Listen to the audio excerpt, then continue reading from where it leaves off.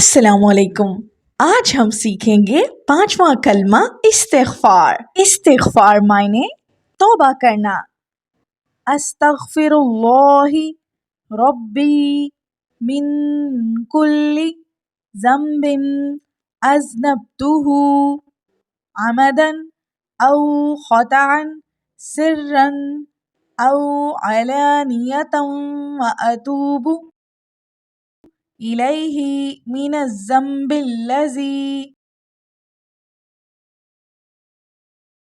अअलमु व मिनज़्ज़ंबिल्लज़ी ला अअलमु इन्नक अन्त अल्लामुल ग़ुयूब व सत्तारुल उयूबि व ग़फ़्फ़ारुज़्ज़ुनूबि व ला हौला व ला क़ुव्वत इल्ला बिल्लाहिल अलिय्यिल अज़ीम।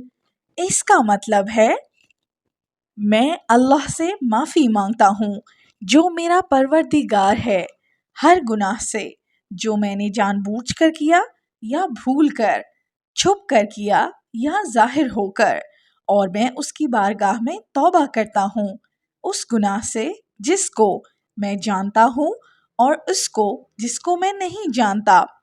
ए अल्लाह, बेशक तू गैबों को जानने वाला है और ऐबों को छुपाने वाला है और गुनाहों को बख्शने वाला है।